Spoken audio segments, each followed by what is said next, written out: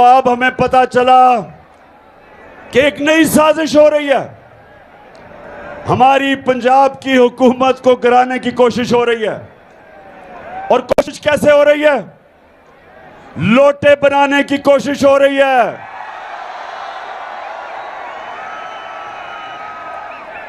चोरों का पैसा चल रहा है।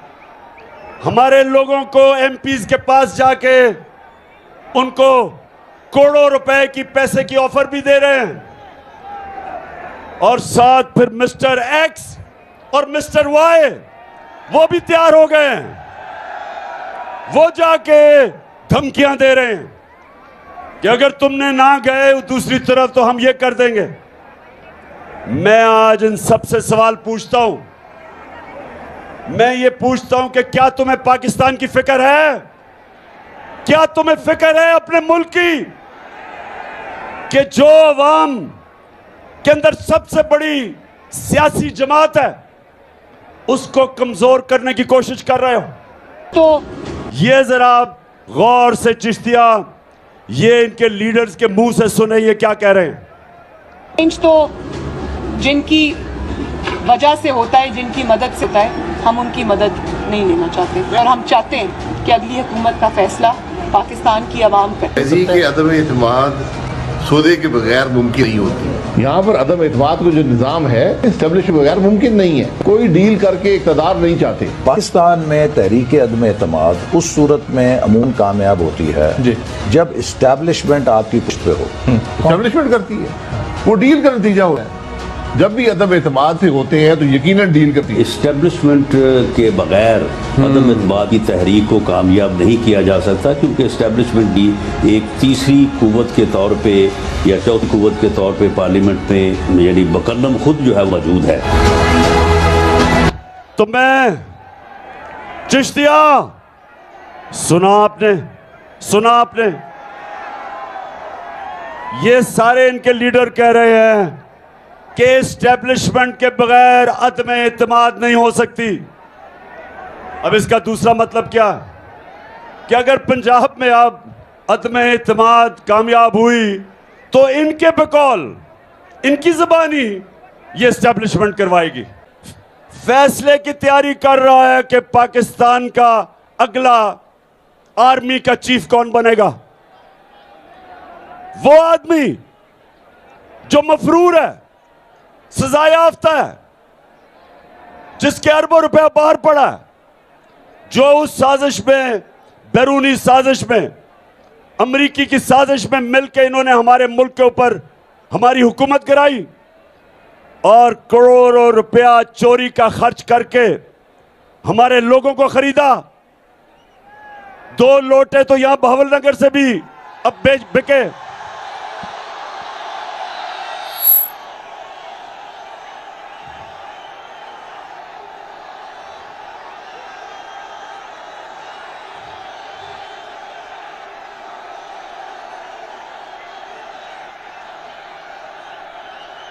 और बहावलनगर जरा ये जो आज आपका वजीर आजम है, मैं बार बार चाहता हूं कि मेरी सारी कौम सुने कि वजीर आजम आपका किस तरह का है। जरा नीचे थोड़ा नीचे जरा ये दिखाओ कौम को कि वजीर आजम दौरे करके क्या कह रहे हैं। मैं सऊदी अरब से होके आया हूँ, मैं यूएई के होके, अभी मैं तुर्की होके आया हूँ और मैंने उन भाइयों को कहा कि आप हमारे बड़े अजीम भाई हैं, हमेशा आपने हमारी मदद की। और मैंने यही कहा जब मैं आया हूँ तो आप समझेंगे शायद ये मांगने आया है। मैं मांगने नहीं आया, लेकिन मजबूरी है। जिस तरह माजी में 75 साल में आपने हमारा हाथ बटाया है, कुछ अर्सा आप हाथ बटा। मैंने कहा मैं वादा करता हूँ कि इंशाअल्लाह हम पूरी कौम हम मिलकर दिन रात मेहनत करेंगे, पसीना गिराएंगे, अपने पाँव पे खड़े होंगे।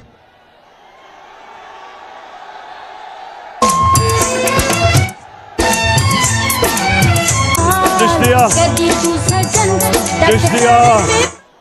आपको मिलेगा, जरा सड़क पे जाएं तो जो मांगने वाला मिलेगा वो ये कहेगा कि मैं मांगना तो नहीं चाहता लेकिन मजबूरी है,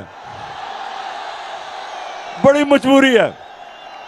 और फिर अगर वो अक्लमंद होगा कहेगा फिक्र ना करें, थोड़ी देर के बाद मैं पैसा कमा के वापस दे दूंगा जब मजबूरी खत्म होगी। ये आपका वजीर आजम कह रहा है, जो कि इंपोर्ट करके आपके ऊपर मुसल्लत किया गया।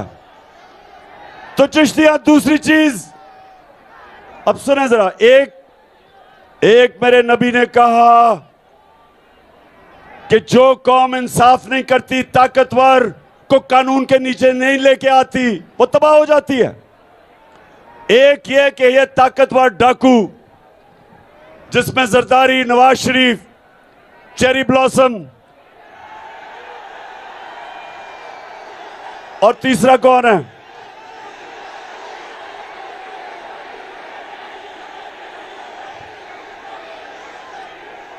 यानी वो, अच्छा मैं नाम नहीं लेता, लेकिन वो जो डीजल के परमिट पे अपने आप को बेचता है, समझ गया?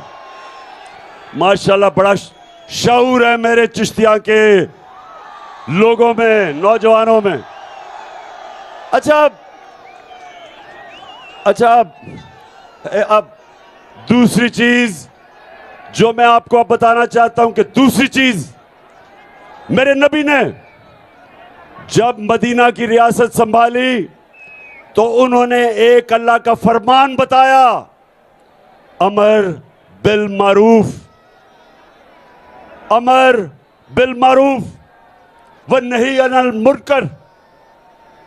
यानी कि तुम हम सबको, इंसानों को कहा है, अल्लाह का हुक्म है कुरान में कि हम अच्छाई के साथ खड़े हों।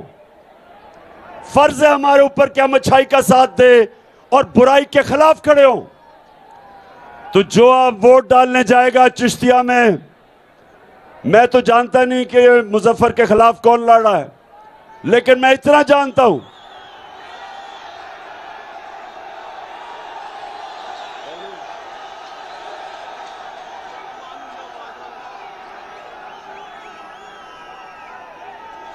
मैंने सुना इसके पास बहुत पैसा है। अब मैं नहीं जानता इसको, लेकिन मैं इतना जानता हूं कि चिश्तियां, अगर किसी ने भी आपने इसको वोट दी, इसका मतलब आप भगोड़े नवाज शरीफ को वोट दे रहे हैं, मुजरिम को वोट दे रहे हैं। इसका मतलब आप बुराई के साथ खड़े हैं। इसका मतलब कि अल्लाह के फरमान के खिलाफ आप जा रहे हैं, क्योंकि जो सजा याफ्ता वहां से लंदन से बैठ के हुक्म कर रहा है, जिसकी ये पार्टी है, जिसको ये लीडर मानते हैं, मुझे ये बताएं कि क्या वो कौम जो मुजरिमों को वोट देती है, उसका क्या मुस्तकबिल होगा? कोई मुस्तकबिल नहीं होगा। तो आज मैं तो नहीं जानता ये आदमी कौन है, लेकिन मैं आप सबको कहता हूं कि ये आपके ऊपर लाजिम है कि आप ये मुजफ्फर को जिताएं। और ये पार्टी जो 30 साल से जो कहती थी जरदारी करप्ट है, इन्होंने जरदारी को जेल में डाला। जरदारी कहता था नवाज शरीफ चोर है। 20 साल इन्होंने एक दूसरे को चोर कहा, और आज दोनों चोर और ऊपर से फजल रहमान इनके साथ इकट्ठा हो गया, एक खौफ से कि ये डरे हुए हैं, ये सब डरे हुए हैं कि किसी ना किसी तरह इमरान खान को हटाओ, इसको डिस्क्वालीफाई करवाओ, इसके ऊपर केसेस डालो, इसके ऊपर एफआईआर काटो, इसके ऊपर तौहीन मजहब लगाओ। मेरे ऊपर तौहीन मजहब का इन्होंने एफआईआर काटी है। सुने जरा, मैं यहां 27वीं रात को मौलाना तारिक जबरील हमने बुलाया और हमने दुआ की, शब्बे दुआ, कि अल्लाह हमारे मुल्क पर करम कर, इन चोरों से, इन डाकों से आजाद, हकीकी आजादी दिलवा। हम उधर वो दुआ हो रहा है, हमें क्या पता कि ये अपना टोर लेके मदीना चला गया शहबाज शरीफ, हमें तो पता ही नहीं था। हमें तो बाद में पता चला कि मदीना में भी इनको चोर चोर के नारे लग गए। चोर के नारे मदीना में लगते हैं और तौहीन मजहब की एफआईआर मेरे पे कट जाती है। तो ये केसेस बना रहे हैं, इलेक्शन कमीशन इनका पालतू, वो कभी कोशिश कर रहा है डिस्क्वालीफाई करने की, कभी एक केस कभी दूसरा, और इनकी सिर्फ डरे हुए हैं कि आज सारी पाकिस्तान की अवाम, आज अवाम, पाकिस्तान की बाशऊर अवाम आज सारी मेरे साथ खड़ी है इन चोरों के खिलाफ। कभी सुने सुने सुने बस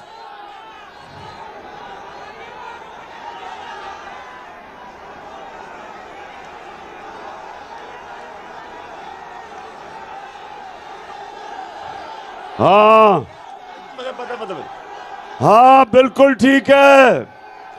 मुझे याद कराया गया कि बहावलपुर में एक बहुत बड़ा मूंछों वाला लोटा है।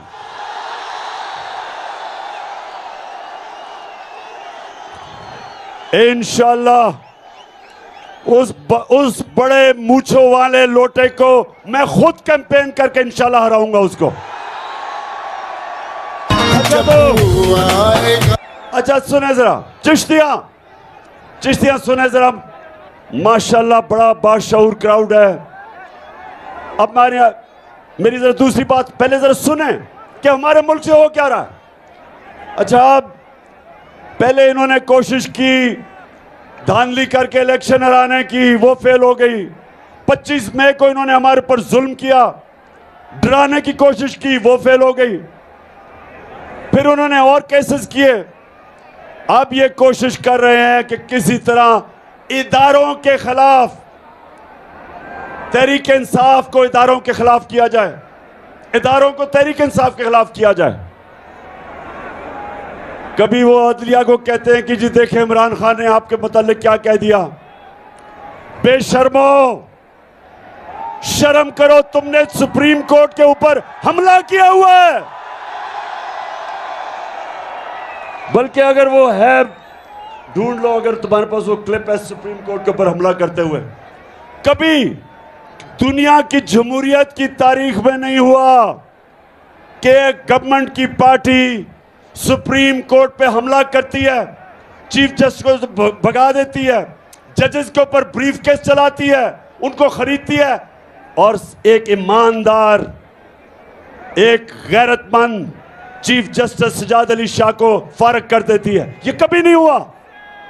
तो नून लीग, शर्म आनी चाहिए तुम्हें, उस आदमी को जो कि पहले दिन से कहता है कि आजाद अदलिया होनी चाहिए, अपनी अदलिया की रिस्पेक्ट होनी चाहिए, हमें अदलिया को मजबूत करना चाहिए, जिसकी स्ट्रगल जो जेल में गया है आजाद अदलिया के लिए, तो इनकी पूरी कोशिश है कि मुझे उनसे लड़ाया जाए। और दूसरा, ये कोशिश कर रहे हैं कि किसी तरह पाकिस्तानी फौज और मुझे लड़ाया जाए।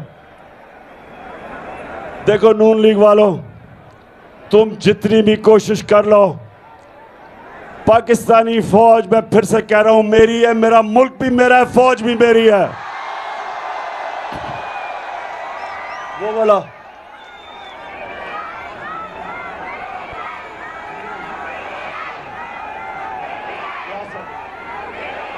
अच्छा, अब ये जरा सुने, इन्होंने पाकिस्तानी फौज के मुतालिक क्या कहा। मैं सिर्फ सबका नहीं दिखाऊंगा, एक का जरा ये वीडियो आप देखें और फिर मैंने क्या कहा।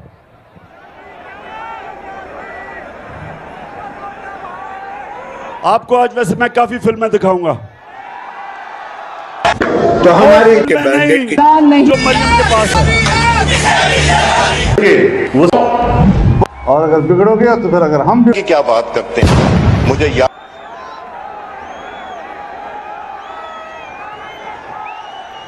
है चीफ ऑफ आर्मी स्टाफ तशरीफ लाए, पैर कांप रहे थे, पसीने माथे पे थे। दफा के लिए ये पूरी एक मिनट, इसको भी जरा सुना दें। ये यूनिटी के साथ अपना सीना चौड़ा करके डिफेंस बजट को क्लेम कर रहे हैं और मांग रहे हैं कौम से। कौम की हड्डियों से गोश्त तक जो है इन्होंने निचोड़ लिया है और उतार लिया है। तो हमारी किरदार कशी करना छोड़ दो। अगर हमने आपकी शुरू की तो पता नहीं पाकिस्तान बनने से आज तक कितने जनरलों की शुरू हो जाएगी। बेटी भाई कोई दिन बोले। वो अब ये accused सुने है। जरा, आपने सुने, ये कह रहा है अपने आर्मी चीफ, उसके मतलब कह रहा है कि उसकी काम पे टांग रही थी, पसीना आया हुआ था। इसमें खड़े मैं होकर तब कहा पाकिस्तान का प्राइम कि मुझे मिनिस्टर यह बताया गया था है जब कि हमारे पुलवामा आर्मी हुआ, चीफ पाकिस्तान और मुझे पता है कि सारी air chief, army chief, navy chief, joint chief, हम सब इकट्ठे थे, और मैं आपको यकीन से कहता हूं किसी की कंपनी टांग रही थी। अब ले इन्होंने जो कहा है, अब ये सुने कि हिंदुस्तान क्या कहता है। में खड़े होकर कहा कि मुझे यह बतलाया गया है कि हमारे आर्मी चीफ पाकिस्तान के आए थे और उन्होंने यह बतलाया यदि अभिनंदन को रात को 9 बजे के पहले यदि रिहा नहीं कर दिया गया तो भारत पाकिस्तान के ऊपर आक्रमण कर देगा। और उन्होंने कहा कि हमारे आर्मी चीफ के मस्तक के ऊपर पसीना हो रहा था, बहुत घबराए हुए थे। यह मैं नहीं कह रहा हूं, भारत की नेशनल असेंबली में स्वयं उनके फॉरेन मिनिस्टर ने कहा, और आज भी उसकी रिकॉर्डिंग मौजूद है, उसको निकाल कर आप देख सकते हैं। तो बहनों भाइयों, इसीलिए मैंने कहा भारत कोई कमजोर भारत नहीं है, भारत अब यह ताकतवर भारत बन चुका है। सुन लिया आपने कि भारत पहले एयाज सादिक वो कहता है, फिर भारत का वजीर ये कहता है कि देखें कि पाकिस्तान कितना हमारे से डरता है।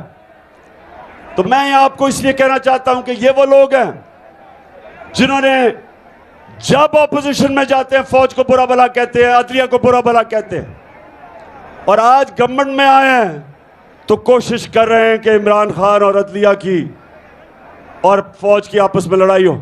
अब ये सुने कि इमरान खान क्या कहता था फौज के मुतालिक।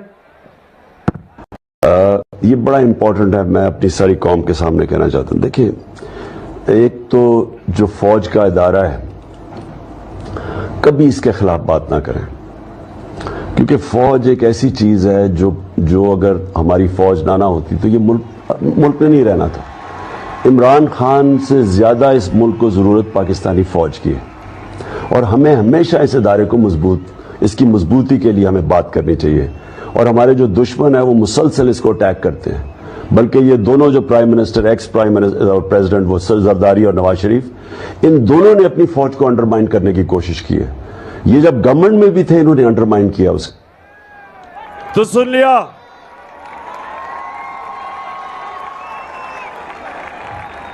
और कभी मेरी हमेशा कोशिश हुई है कभी अपनी अदलिया और अपनी फौज, कभी भी मैंने इनकी तनकीद की तो मेरी कोशिश होती है कि तामीरी तनकीद की जाए, जिस तरह बाप अपने बेटे के लिए करता है, उसको तनकीद करता है ताकि वो बेहतर इंसान बने। इसलिए हम चाहते हैं कि अगर इदारा बेहतर हो, हम कभी अपने मुल्क के इदारों को कमजोर करने कभी भी हमने कोशिश नहीं की, ना करेंगे। ये जो गवर्नमेंट है, चिश्तिया सुनो जरा, इन्होंने इस खौफ से कि कौम आज सारी कौम आज हमारे साथ खड़ी हो गई है, इलेक्शन में ये हारे, धांधली के बावजूद तशद्दुद उन्होंने किया, फिर कौम खड़ी हो गई।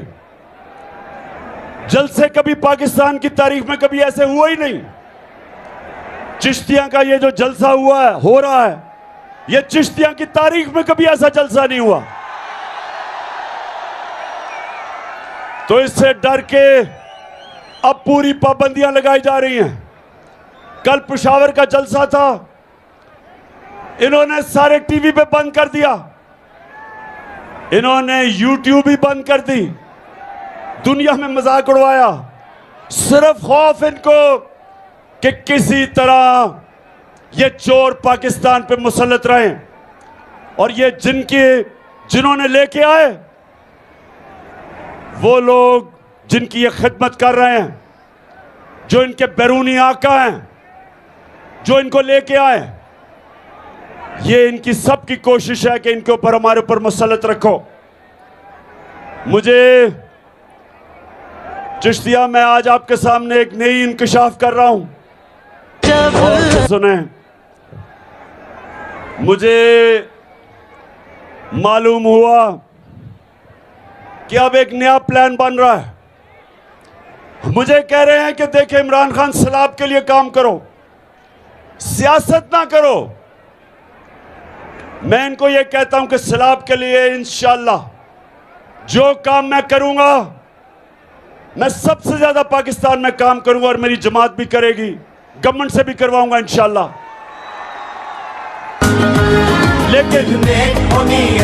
लेकिन मैं अपनी हकीकी आजादी की तहरीक भी चलाऊंगा साथ, पूरी तरह तुम चोरों का मुकाबला भी करूंगा। तो अब हमें पता चला कि एक नई साजिश हो रही है, हमारी पंजाब की हुकूमत को गिराने की कोशिश हो रही है। और कोशिश कैसे हो रही है? लोटे बनाने की कोशिश हो रही है।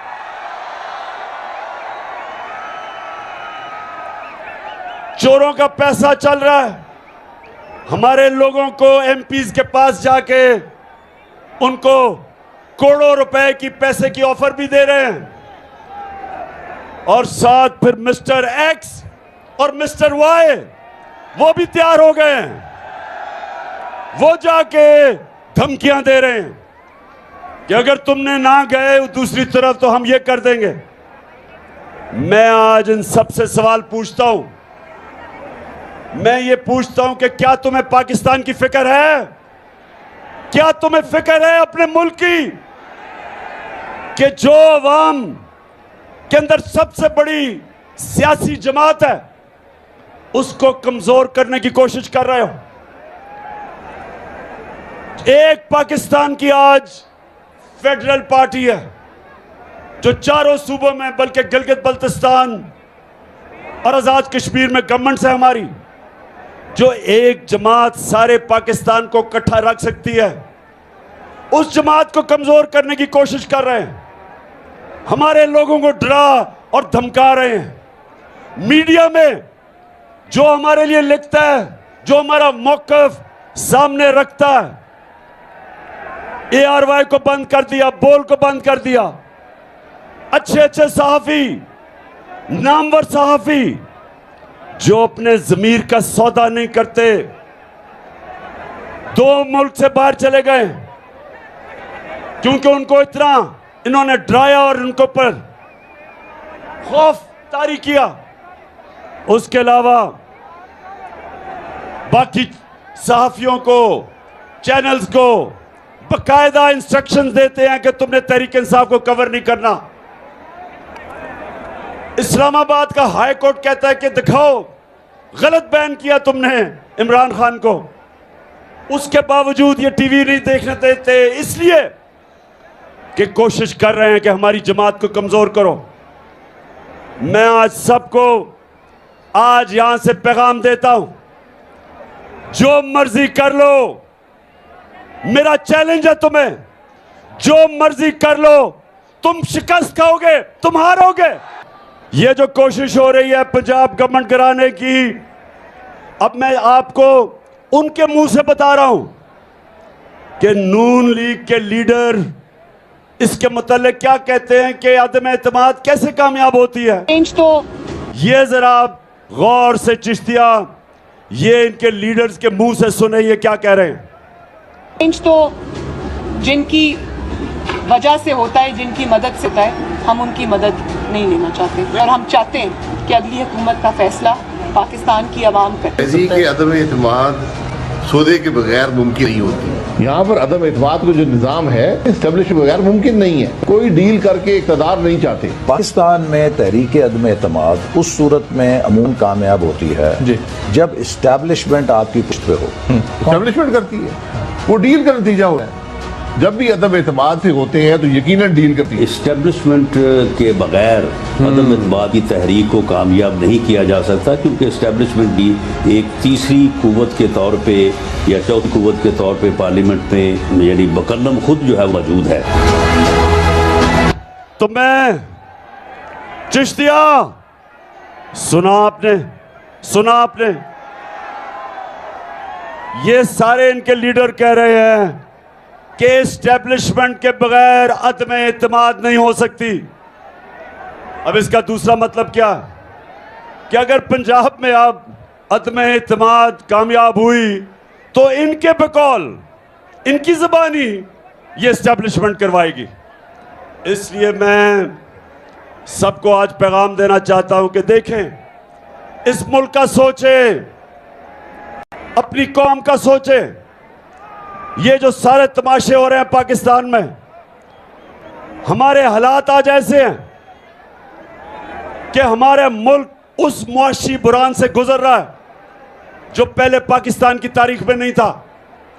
जब से ये चोर ऊपर मुसल्लत किए गए हैं, ये सारे चोर आके कहते थे कि इमरान खान को इसलिए हटाना चाहिए कि महंगाई है। 4 महीने में, चिश्तियां 4 महीने में जो महंगाई हुई पाकिस्तान की तारीख में नहीं हुई। हमारा जिस तरह रुपया गिरा, हमारा जो रुपया गिर रहा है ये पाकिस्तान की तारीख में इतने कम वक्त पे इतनी तेजी से नहीं गिरा। जो हमारे किसानों का हाल है, 4 महीने के अंदर किसानों का आज वो हाल है कि हमें खौफ आ रहा है कि सैलाब, अगर साथ सैलाब की वजह से भी, और जो इन्होंने बिजली के बिल महंगे किए हैं, जो डीजल महंगा किया है किसानों के लिए, जो हालात हैं आज, हमें यह डर है कि पाकिस्तान, हमारे लोगों के पास सही अनाज ही नहीं होगा सर्दियों के बाद। और उस वक्त जब हमारी माशियत, हमारी इंडस्ट्री बंद हो रही है, बेरोजगारी बढ़ रही है, जब IMF के प्रोग्राम के बावजूद रुपया गिर रहा है, तो इन हालात के अंदर क्या यहां मुल्क में ये सियासी खेलें चल रही हैं कि पंजाब की हुकूमत गिराओ, पहले गिराई फिर से गिराने की कोशिश करो? ये सिर्फ और सिर्फ जो हो रहा है ये मेरी कौम की तबाही की तरफ लेके जा रहे हैं। IMF क्या कहता है? IMF जो इंटरनेशनल अदारा है वो कहता है कि पाकिस्तान श्रीलंका की तरफ जा रहा है। जिस तरह श्रीलंका के अंदर लोग सड़कों के ऊपर आ गए, खुद ही जो बिजली के बिल आ जाए, आज यहां सामने मेरी बहनें हैं, मुझे बताएं आपको बिजली के बिल मिले? बिजली के बिल मिले? अल्लाह अल्लाह अल्लाह। हमारे दौर में 18 रुपए यूनिट था, आज सुनने जरा, 4 महीने पहले 18 रुपए यूनिट था। आज बिजली का यूनिट तो पहुंचे 36 रुपए का, दुगना, लेकिन टैक्स लगा के ऊपर 50 से 55 रुपए यूनिट चला गया। और अभी IMF कहती है कि और बिजली बढ़ेगी, गैस दुगनी से भी ज्यादा हो जाएगी। तो सवाल यह है कि जिस मुल्क को पहले तो साजिश करके चोरों को मुसल्लत किया, फिर माशी हालात तबाही की तरफ जा रहे हैं, और आज भी खेलें कोशिश हो रही है कि किसी तरह पंजाब की हुकूमत गिराई जाए ताकि वो जो लंदन भगौड़ा गया हुआ है वो वापस आ सके। नवाज शरीफ, सुन लो, मैं भी तुम्हारी इंतजार कर रहा हूं कि वापस आओ और जल्दी वापस आओ।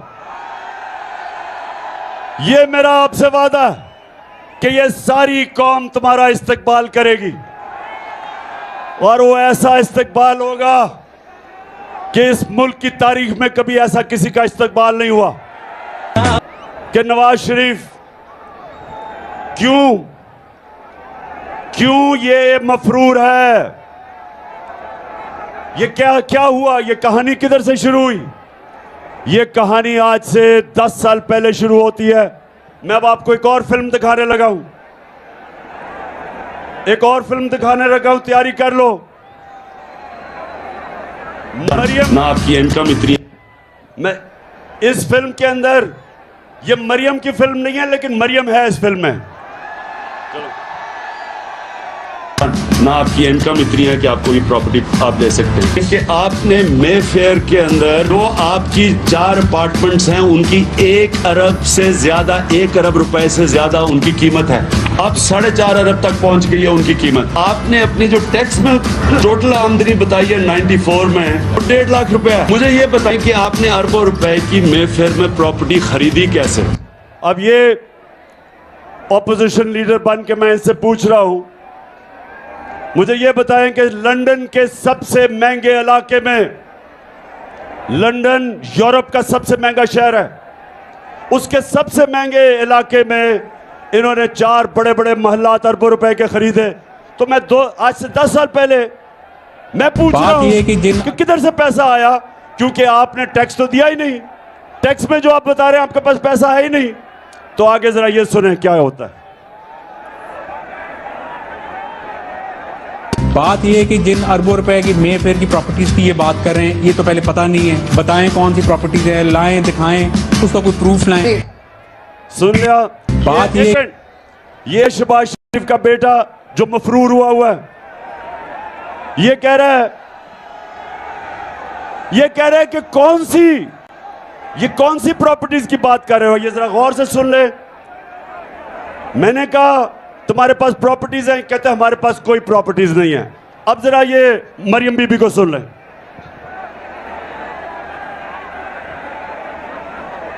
कि इस तरह मुझे लगा कि आप लोगों को बेवकूफ नहीं बना सकते। मेरी सेंट्रल लंदन में प्रॉपर्टीज तो दूर की बात है, मेरी पाकिस्तान में भी कोई प्रॉपर्टी नहीं है। मैं अपने वालिद के साथ है और मुझे समझ नहीं आई कि मेरी और मेरी वालदा की और बहन भाइयों की प्रॉपर्टीज ये कहाँ से निकाल के ले आए हैं। मेरे नाम पाकिस्तान में कोई प्रॉपर्टी नहीं है, ये तो इंग्लैंड की बात है। अब ये सुन लो, चिश्तिया सुन लो। 1965 के अंदर जब जंग हुई थी, 1965 की जंग में, तो हिंदुस्तान से एक रेडियो चलता था, उसको कहते थे रेडियो आकाशवाणी। आप तो पैदा भी नहीं हुए होंगे, लेकिन रेडियो आकाशवाणी का काम होता था कि झूठ पे झूठ बोले जाओ। ये है हमारी रेडियो आकाशवाणी।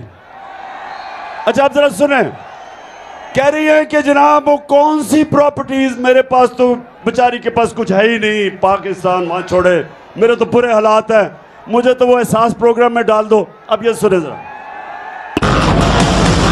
नवाज शरीफ, मरियम नवाज, हसन नवाज और हुसैन नवाज के बैरून मुल्क खुफिया असासों का इंकशाफ।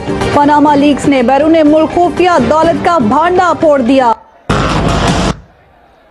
सुन लिया चिश्तिया, सुन लिया। इन्होंने कहा कुछ भी नहीं है।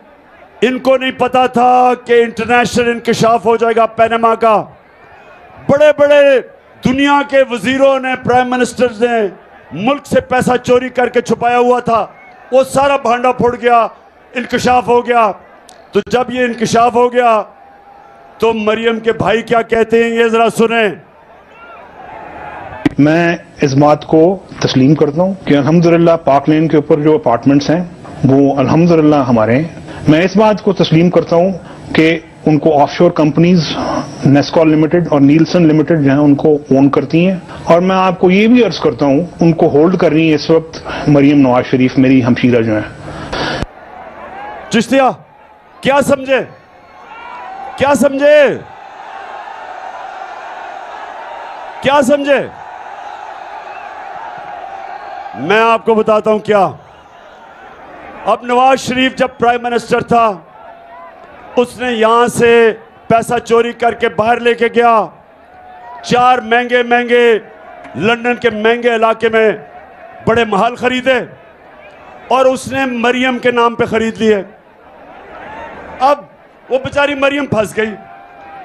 अब वो झूठ बोल रही है कि जी मेरी तो है ही नहीं, भाई साहब ने वो कह दिया कि नहीं जी उन्हीं की है।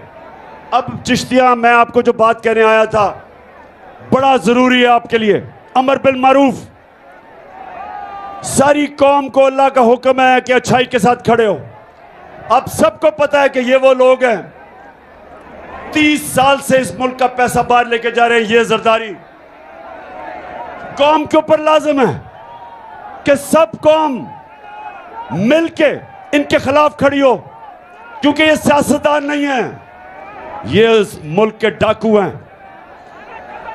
और चिश्तिया, ये अब इलेक्शन जब आ रहा है आपका इतवार को, मैं ये सबको आज ड्यूटी लगा के जा रहा हूं कि आपने घर घर जाके, और मेरी बहनों आपने भी घर घर जाना है, मुजफ्फर को जिताना है।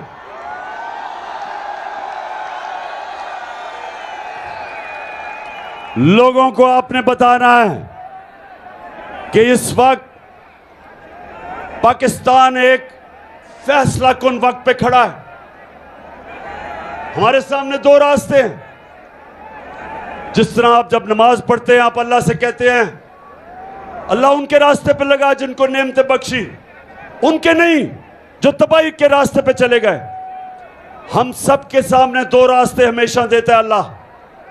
हमारे ऊपर होता है कि हम वो रास्ता लें जो हमारी अजमत का रास्ता है, वो रास्ता ना ले जो तबाही का रास्ता है। आज तक क्योंकि हमने इस तरह के चोरों को वोट दी, हमने इस तरह के चोरों को छोटे छोटे फायदे, जाती फायदे करवा के इनको वोट दी, उसकी वजह से बड़ी भारी कीमत अदा करनी पड़ रही है इस कौम को। वक्त है कि हम अपना रास्ता, वो रास्ता लें जो नमाज में हम मांगते हैं कि अल्लाह उनके रास्ते पे लगा जिनको नेमतें बख्शी। और वो रास्ता था मेरे नबी सल्लल्लाहु अलैहि वसल्लम का, वो हमारी अजमत का रास्ता है, वो मुश्किल रास्ता है, लेकिन वो इस मुल्क को उधर लेके जाएगा जो शुरू में जब मैंने आपसे कहा कि जब इतना अजीम अल्लाह से आपने वादा किया कि ला इलाहा इल्लल्लाह, कि अल्लाह तेरे सिवा कोई खुदा नहीं, आपने दावा किया कि जो अल्लाह के अहकामात है उन पे चलेंगे आप। और इसलिए आज मैं सबको, आज चिश्तिया मैं तो आपकी ड्यूटी लगा के जा रहा हूं कि ये इलेक्शन मुजफ्फर का नहीं है, ये पाकिस्तान में एक इनकलाब का इलेक्शन है। आपने इनको शिकस्त देनी है और इसको इंशाअल्लाह वो मुल्क बनाना है जो इलामा इकबाल की ख्वाब थी और मेरे लीडर कायद आज़म मोहम्मद अली जिन्ना की जद्दोजहद थी। पता था कैंसर से वो जा रहे हैं, पता था ज्यादा देर जिंदा नहीं रहना, लेकिन हमारे लिए कायद आज़म ने बीमारी के अंदर जद्दोजहद की और हमें एक मुल्क दिया जिससे अभी तक हमने इंसाफ नहीं किया। वक्त आ गया कि अपना रास्ता सीधा करना, वक्त आ गया मेरे पाकिस्तानियों, वक्त आ गया है कि उस रास्ते पे चले जो हमें इस कौम को एक अजीम कौम बनाएगा। दुनिया में हरे पासपोर्ट की इज्जत होगी। जब हम उस रास्ते पे चलेंगे हमें फख्र होगा। दुनिया में जिधर भी जाएंगे लोग पाकिस्तानियों को इज्जत की तरफ निगाह से देखेंगे। हम वो पाकिस्तान चाहते हैं और उसका सफर शुरू हो चुका है। और इंशाअल्लाह इतवार को आपने इलेक्शन जितवा के